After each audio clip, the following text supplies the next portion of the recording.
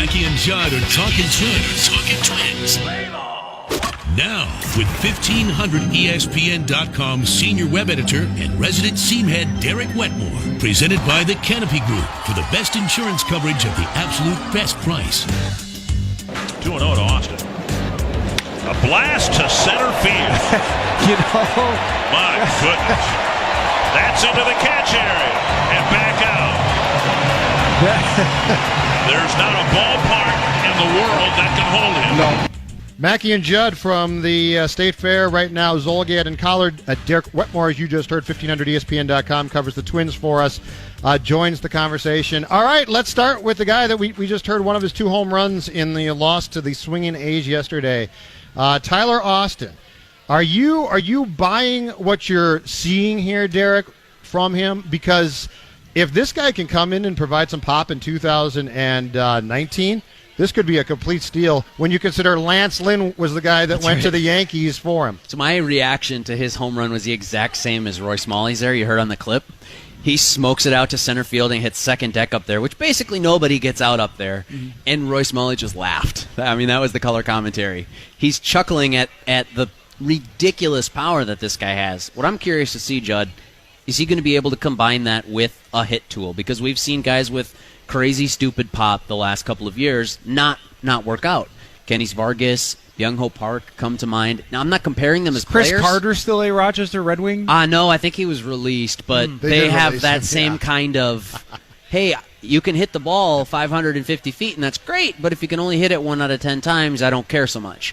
That's what I'm curious to see. Is he going to be able to combine the hit tool with? The early signs are promising, but I'm not ready to say just because this guy hits moonshots that he's on the team next year. So I was at the game yesterday, and I was angry after that home run because the center fielder chased it.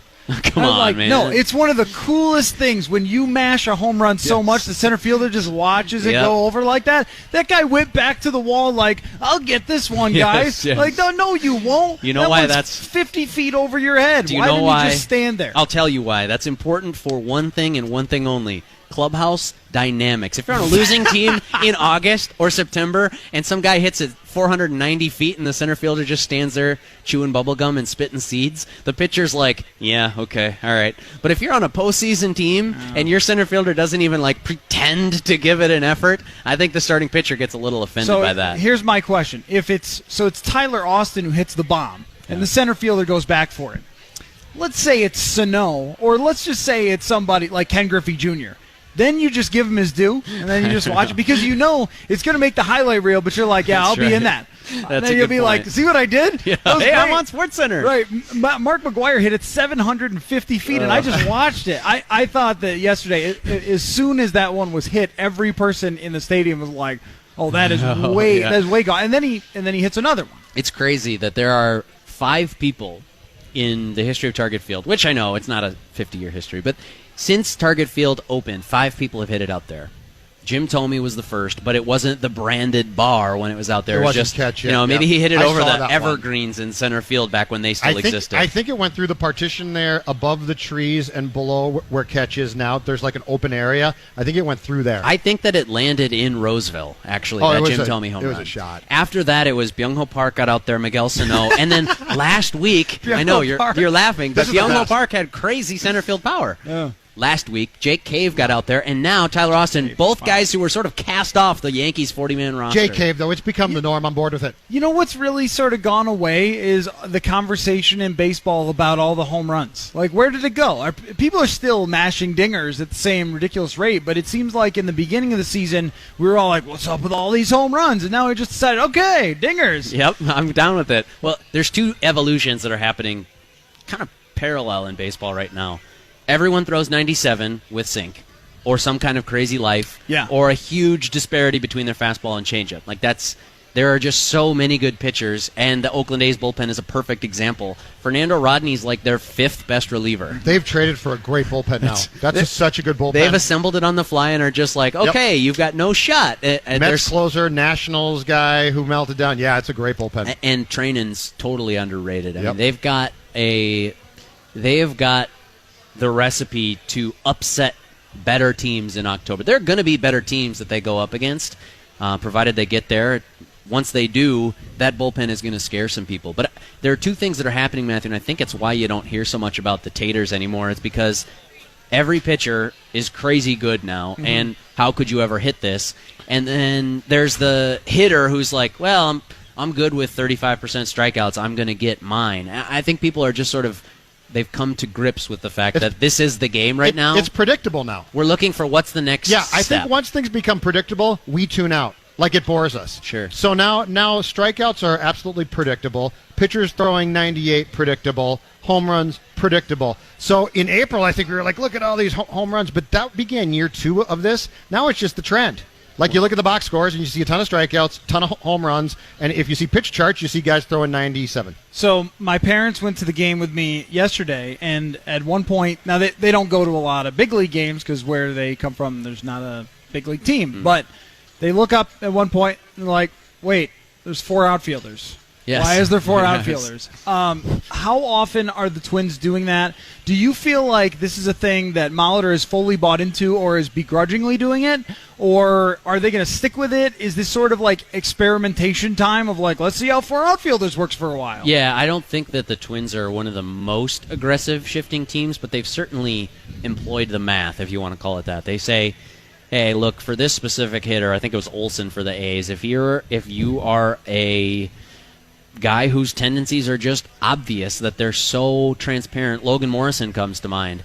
Hey, he's going to try to pull the ball in the air, so it's going to go to right field, and when he doesn't pull the ball, it's a ground ball on the right side of the infield. So when he doesn't pull the ball in the air, I should say. When a hitter's that predictable, you're wasting a shortstop if he's standing over in the shortstop hole. You're kind of wasting your third baseman, so why not try to cheat a little bit?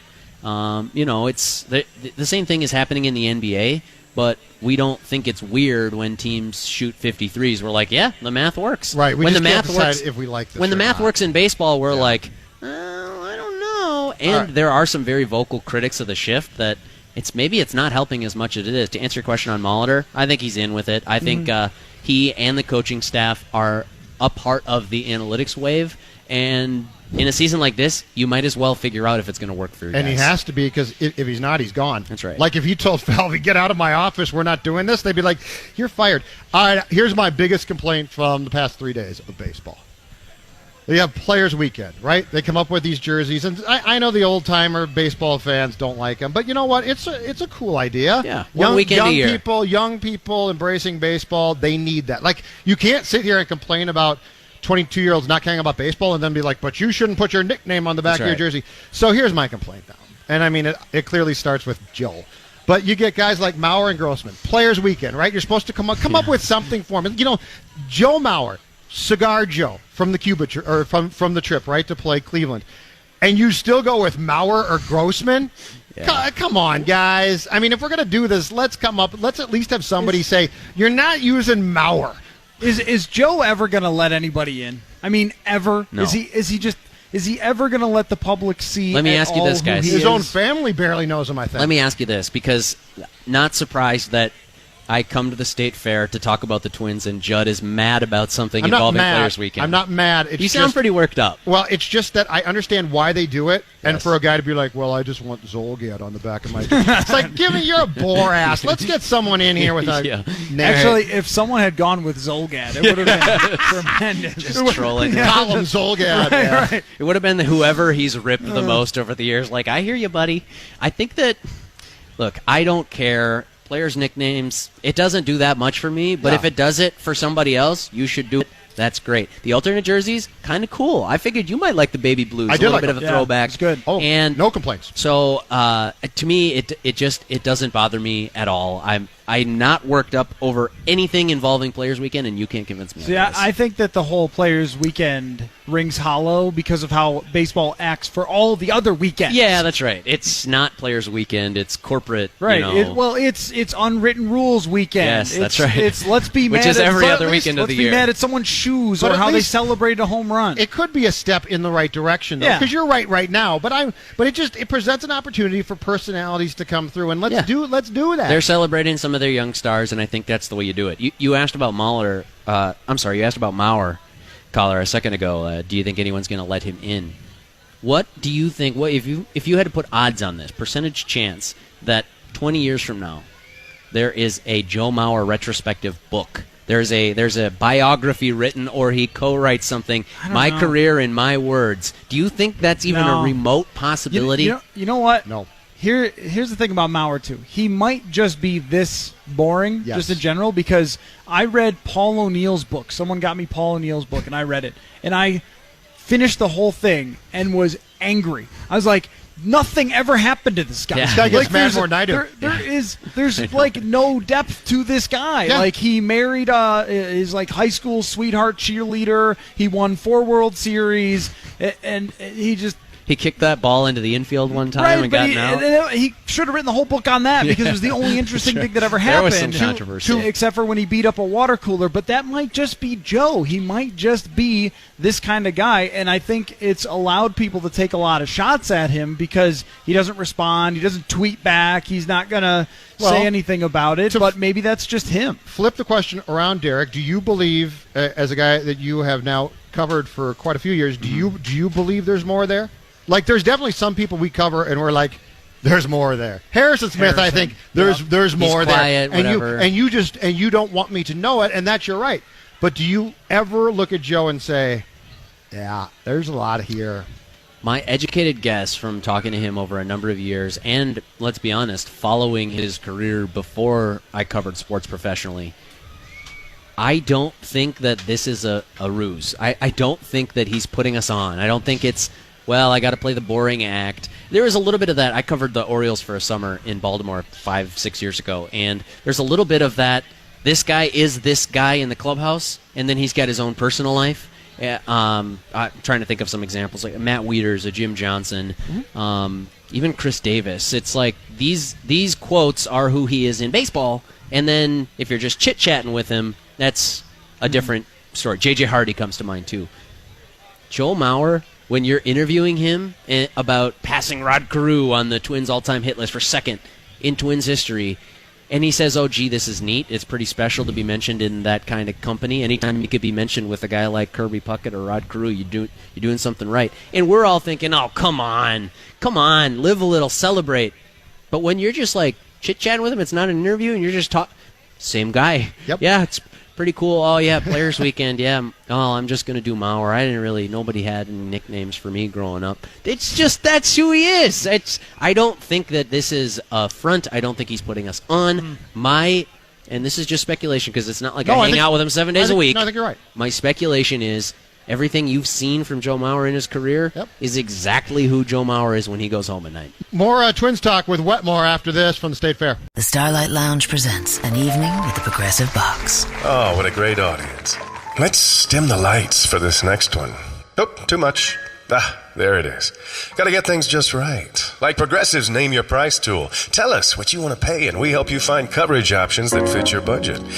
And now, the mood is right. Wait, the lights are back on again. Trudy, can you? And now it's completely dark. Progressive Casualty Insurance Company and Affiliates. Price and coverage match limited by state law. Matthew Collar, run through the list since we have heard numerous references to home runs today. When we were talking about the increase in home runs, there was a bunch yesterday. There was the back-to-back, right?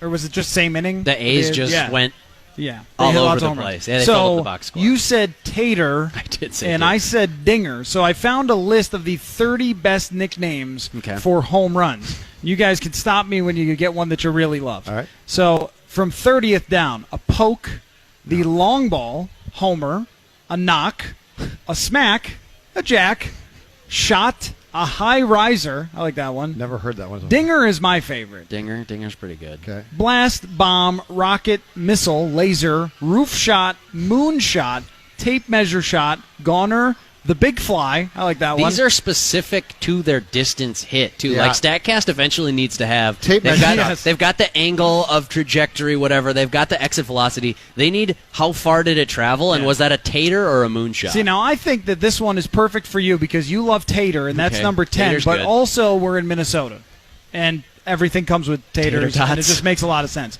I like this one. A no-doubter is number 9. No doubter's pretty good. The four-bagger is No, number 8. I've no, never liked no, that. you don't That's like four- 8? You don't like the 4-bagger? That shouldn't be 8. That should The, be like 28. These aren't ranked in popularity. No, they're probably just it's they're probably just a just list. ranked by some person Okay. who Well, likes I- home runs. I disagree with that person. Okay, keep going. Round tripper, That's good. an out of towner. No, I've never heard that I one. have never heard that one either. Been covering That baseball sounds for like a while. reference to something other than a home run. This is another one that's perfect for us. Maybe the home run was invented in Minnesota. The gopher ball. Yeah, that's, gopher ball that's is good. perfect. A souvenir. Yeah. Okay. Yahtzee is number 3. You I brought like that one Yahtzee. up. Yahtzee's pretty good. Grand salami for the Grand Slam. Yeah. And Oppo Taco is Taco. rated What? number 1. Okay. This person rated it We've got Oppo to. Taco So these number are 1. these are all specific types of home runs. We've got to get to the person who put together this list and ask him or her to justify their rankings. Maybe they're not rankings, but an Oppo Taco is just a deep shot to the opposite field. Yeah. Like a moon shot, it has to go But they're all 450 home plus. run nicknames, though.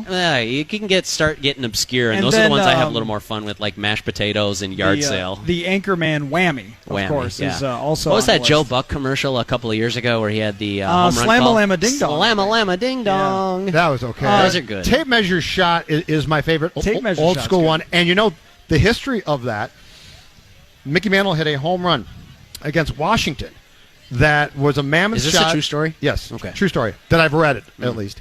That hit a mammoth shot against Washington in Washington. I think it left the ballpark and rolled. And so they actually got a tape measure out to try and get the distance, to try and walk off the distance between home plate and where that ball settled finally. And I believe that's how they came up with the phrase tape measure. Like a golf drive that hits the cart path and then bounces Exactly. down So the they're cart like, path. how far did that go? Like, wow, I generally drive at 543. That's right. That's about how long that was. Every single time that one of these long home runs comes up, whether it's Miguel Sano going 480 or Byung-Ho Park hitting it deep to center field, Jim Thome hitting the top of the freaking flagpole in right field, which actually happened. I saw it. Yeah.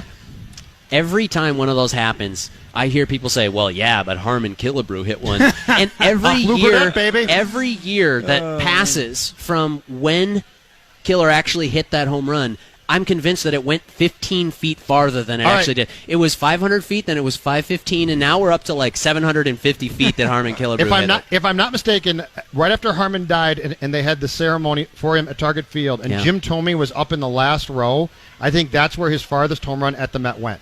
It went into what would be the last row of the second deck at Target Statcast, Field. or it didn't happen. Did you well, see we got problems there. when you went to picks. Fenway, Judd? Did you see the seat where Ted Williams' longest home run landed? Yeah. What is it? Orange? Yeah. Orange seat? Yeah.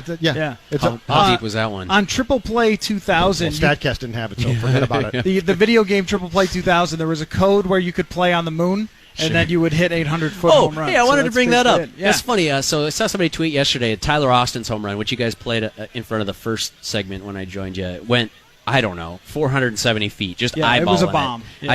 I got my protractor out in the press box, and I was figuring Yeah. out exactly about how far that thing would have gone. As you would. Somebody said, yes, thank you, that it was a 99% hit probability.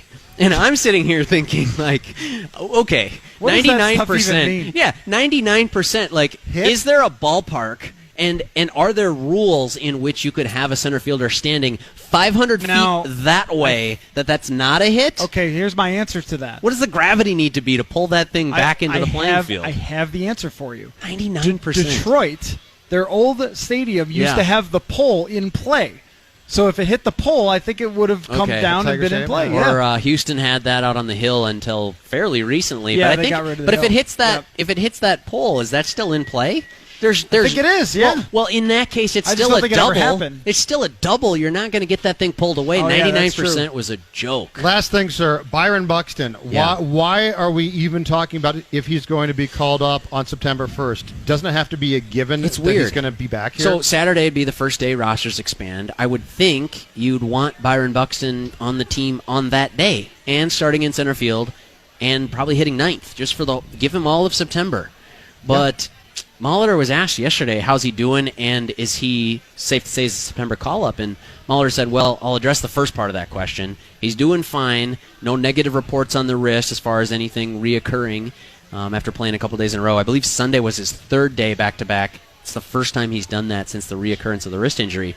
But then he said, as for the September call-up, we're going to wait on that. Stuff's collapsing around you right now. Well, that's What's going on? Story of our Sounds like the Twins. Yeah, exactly right. You just said story of our lives. I was going to. But with Buxton, I think that there's it was the Joe poster. Oh, no. Yeah, you're not going to be able The to. Suchere podcast Yeah. structure. Uh-oh. Well, it's still going to be a podcast. Somebody fix this thing. So it doesn't make any sense to me why they would not call him up. Yeah. There were two reads. It was one, either they're not going to and they don't want to say that yet, or two, they are going to, and you don't want to just put that out there and make that news, make that a headline and say, hey, Byron Buxton's coming up, because then every other fringe roster guy's like, well, hey, am I going to be up in September? Bleep them. They're I'm just fringe saying, roster man. guys. I'm I just don't saying. care. I don't care if Nick Gordon's ticked at me. Or maybe they haven't Or whoever, I don't care. decided yet, and they want to see how he plays in Rochester over the next few days. I think that would be a joke. If yeah. it's possible that that's what's happening, Matthew, but if that's happening, I think it's the wrong way to go about it. The two most important things for your future of the Twins, if you're looking at a 3-year, 5-year plan, get Buxton back, make sure Sano is back. We've seen some encouraging signs from Sano, but it's still not fully there. Yeah. If those guys are superstars, it smooths over a lot of rough edges with the rest of the roster. That play yesterday with Sano, I couldn't decide if I felt like it was really good that he got to the ball and he could bend and get it, or if it was really bad that the guy was still safe. And that's a play. The backhand play? Yeah, where he skipped it? that's a play that most third basemen make. I think. I think there's a certain amount of Sano that you just have to accept where it's a high volatility. He'll make some amazing plays to his backhand because of his arm, and he'll make the charge plays and the barehanded bunts and all that. But he's going to be hit or miss going to his left. He's going to be, some plays on his backhand he's just not going to make. And I'm cool with how well he plays for the most part. As long as he's consistent, I think he could actually really be a good third baseman. Thank you, sir. Appreciate it. Check out Derek's work, 1500ESPN.com, covering the Twins. Hey everyone, thanks for listening to the show. TCL launched a new lineup of award-winning 4K Roku TVs to deliver the best sports, movies, TV shows, and thousands of streaming channels. TCL's personalized home screen makes it easy to customize your TCL to fit the way you watch. Binge watch what you want, when you want. TCL delivers excellent picture quality, sleek design, and stunning resolution at an affordable price. TCL, America's fastest-growing TV brand, is available at major retailers everywhere. Learn more at TCLUSA.com. I'm Rita Foley with an AP News Minute. The FBI investigation of Supreme Court nominee Brett Kavanaugh may wrap up today, we're told. But Christine Blasey Ford, who accuses him of sexual assault, apparently has not been interviewed, nor has he. Does that worry key Republican Senator Jeff Flake? Well, we have the statement of Dr. Ford, and then we have hours of testimony. So, frankly, when we talked about an FBI investigation, it was to follow up leads that might corroborate her account.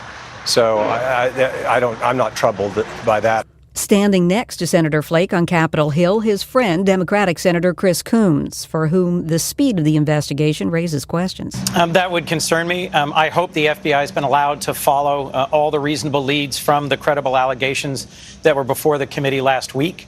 And I know that puts them under a lot of pressure, but they've got the resources to do it. He and Senator Flake were on the Today Show this morning. I'm Rita Foley.